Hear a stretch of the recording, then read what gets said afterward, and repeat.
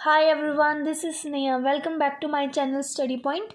आज के इस वीडियो में हम करेंगे लेसन 4 मीराबाई के पद। ठीक है, तो पहला पद देखिए, मण थे परस हरि रे चरण। मण का मतलब है मन, परस मतलब स्पर्श। तो इसमें मीराबाई कहती है मण थे, हे मन, परस हरि रे चरण, तू श्री कृष्ण के चरणों का स्पर्श कर।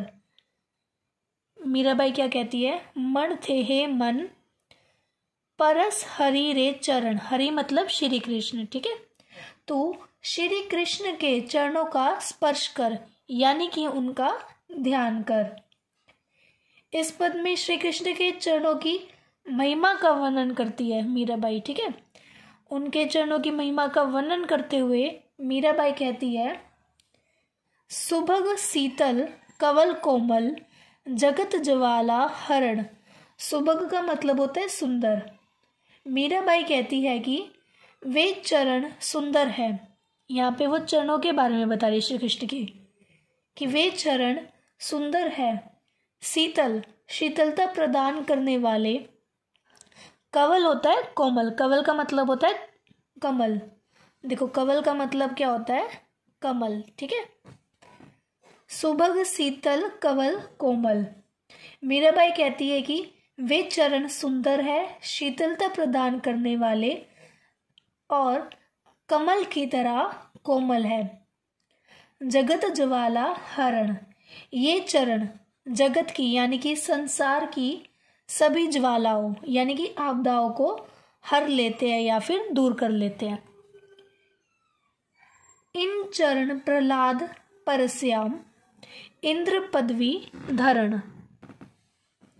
मीराबाई कहती है, इन चरण प्रहलाद परस्या, इन चरणों का भक्त प्रहलाद ने ध्यान किया या फिर भक्त प्रहलाद ने इन चरणों का स्पर्श किया और इंद्र पदवी धरण, और भक्त प्रहलाद को इंद्र जैसा उच्च पद प्राप्त हो गया। इन चरण ध्रुव अटल कर श्याम शरण असरण शरण। मीराबाई कहती है, इन चरणों के कारण ही ध्रुव अटल भक्त कहलाए। कर्जा मतलब कहलाए। शरण असरण शरण। मीराबाई कहती है, ये चरण उन लोगों को शरण यानी कि शरण देते हैं। ये चरण उन लोगों को शरण देते हैं जिन्हें कोई शरण नहीं देता। ठीक है, आगे देखिए, इन चरण ब्रह्मांड मेट्याम नख सियाम सिरी भरण। मीराबाई कहती है, इन चरणों ने ब्रह्मांड भेंट किया, यानी कि इन चरणों ने ही सृष्टि की, संसार की रचना की है। नक्सियाम सिरी भरण, साथ ही संसार में सर्वत्र शोभा भी दी है। इन चरण कलिया नाथ्याम गोप लीला करण। इन्हीं चरणों के कारण कालिया नाग, कलिया नाथ्या मतलब कालिया नाग। ठीक है,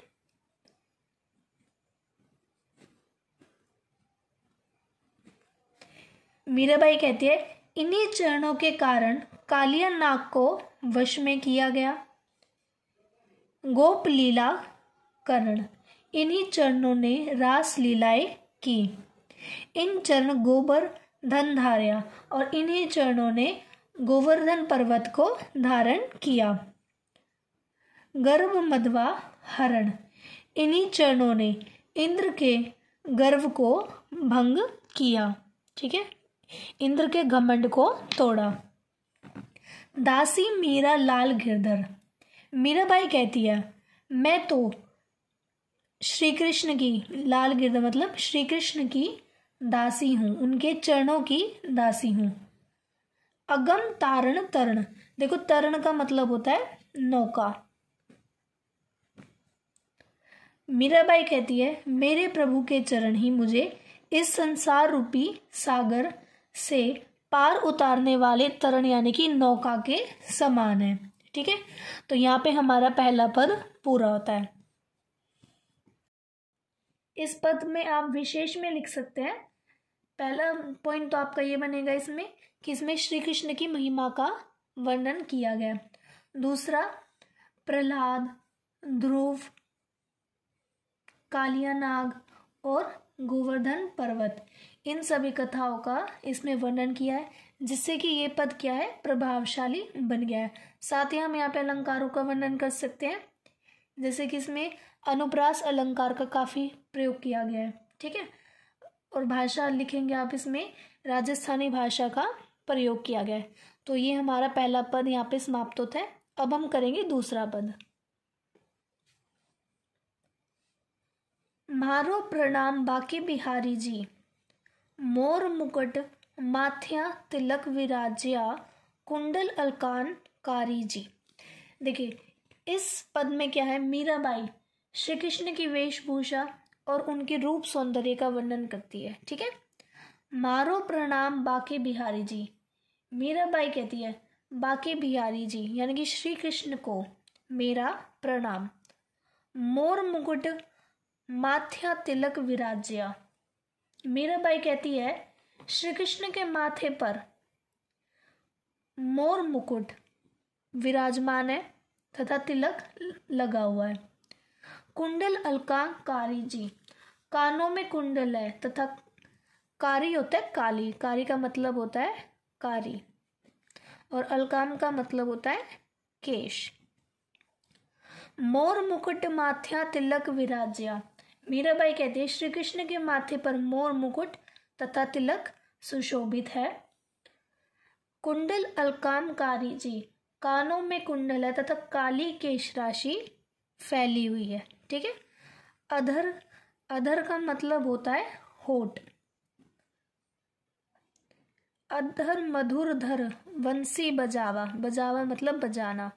रिज रिझावा ब्रज नारी जी, मीराबाई कहती है श्री कृष्ण को तुम्हारे होठों पर अधर मधुर धर वंशी बजावा, तुम्हारे होठों पर सुंदर बांसुरी है जिसकी मधुर ध्वनि से रिज रिझावा ब्रज नारी जी, ब्रज की जो नारियां हैं वो क्या हो जाती है, मोहित हो जाती है, प्रसन्न हो जाती है। ठीक है, रिझावा मतलब रिझना या फिर प्रसन्न होना। या छब देखिया मोहा मीरा, मोह गिरवर धारी जी, इसी सुंदर छवि, छब मतलब होता है छवि, इसी सुंदर छवि ने मोहा मीरा, मीराबाई के मन को मोह लिया है। ठीक है, मोह गिरवर धारी जी, इस पंक्ति में क्या कहती है मीराबाई, तुम्हारी इसी सुंदर छवि ने मेरे मन को मोह लिया है, यानी कि मीराबाई जो है वो श्री कृष्ण के मधुर सौंदर्य के प्रति क्या है, आकृष्ट है। ठीक है, तो ये हो गया हमारा दूसरा पद समाप्त। इसमें देखिए विशेष में आप क्या लिख सकते हैं कि श्री कृष्ण का अत्यंत सुंदर एवं मन मोह लेने वाला रूप का यहाँ पर वर्णन किया गया है। यहाँ पर उन्हें गिरधारी भी कहा गया है, गिरवरधारी जी। तो यहाँ पे आप विशेष में ये भी लिख सकते हैं गोवर्धन पर्वत को धारण करने के कारण ही उन्हें गिरवधारी कहा गया है, गिरवरधार कहा गया है। ठीक है जी, इसके बाद आप यहाँ लिखेंगे भाषा का प्रयोग किया है, ब्रज भाषा का यहाँ पे अत्यंत सुंदर प्रयोग किया गया, साथ ही राजस्थानी भाषा के शब्दों का भी प्रयोग किया गया। अनुप्रास अलंकार का तो प्रयोग यहाँ पे है ही। ठीक है, तो ये सभी बातें आप विशेष में लिखेंगे। अब हम करते हैं तीसरा पद। बसिया म्हारे नौनन मां नंदलाल, मोर मुगट मकराकृत कुंडल, अरुण तिलक सोहा भाल। देखिए, इसमें मीराबाई कहती है नंदलाल यानी कि नंद के पुत्र, हे नंदलाल बसिया म्हारे नौनन मां नंदलाल, हे नंदलाल तुम मेरे, नौनन मतलब होता है नयन। ठीक है, मीराबाई कहती है हे नंदलाल तुम मेरे नयनों में बसे हुए हो, मोर मुकुट मकराकृत कुंडल अरुण तिलक सोहा भाल, तुम्हारे माथे पर मोर मुकुट, मकराकृत कुंडल, मीन के आकार वाले कुंडल, ठीक है। मीन के आकार वाले कुंडल को क्या कहते हैं? मकराकृत। मीन के आकार वाले, कानों में मीन के आकार वाले कुंडल एवं साथ ही अरुण तिलक सोहा भाल, तुम्हारे माथे पर लाल रंग का तिलक है। मोहन सूरत सावरा, सूरत नैना बणिया विशाल, मन को मोहने वाली तुम्हारी सूरत, तुम्हारी मूरत है। पहले मूरत की बात की गई है। मन को मोहन मतलब जो मन को मोह ले, मन को मोहने वाली तुम्हारी मूरत है। सावरा सूरत, तुम्हारी सूरत सावली है। नैना बणिया विशाल, नैना मतलब नयन, तुम्हारी आंखें विशाल है। अधर सुधारस मुरली राजाम, मीराबाई कहती है श्री कृष्ण को, तुमने अपने होठों पर, अधर मतलब होठ, तुमने अपने होठों पर अमृत के समान मधुर रस वाली मुरली को धारण किया हुआ है। उर बैजता माल, और तुम्हारे गले में बैजंती माला है। मेरा प्रभु संताम सुखदाया, मीरा श्री कृष्ण को कहती है संता सुखदायाम, संतों को सुख देने वाले भक्त बछल गोपाल। भक्त वत्सल श्री कृष्ण, तुम हमेशा मेरे नयनों में ऐसे ही बसे रहना। दोबारा से देखिए, इसमें क्या कहती है? मीरा अपने प्रभु श्री कृष्ण से कहती है कि संतों को सुख देने वाले भक्त वत्सल,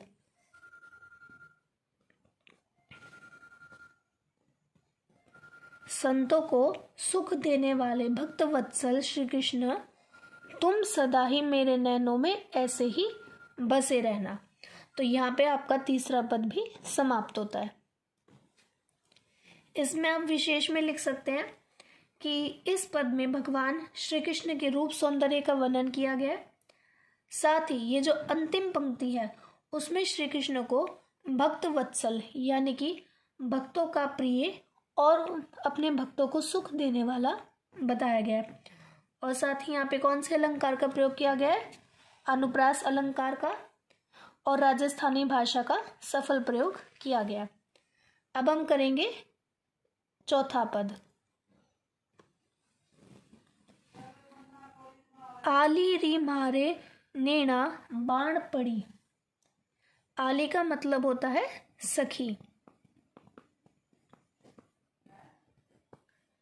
मीरा कहती है कि ये सखी, आली री मारे नैना बाण पड़ी, हे सखी अब तो मेरी आंखों को श्री कृष्ण की, नैना मतलब नयन, श्री कृष्ण की बाण यानी कि आदत, मेरी आंखों को अब तो श्री कृष्ण की आदत हो गई है।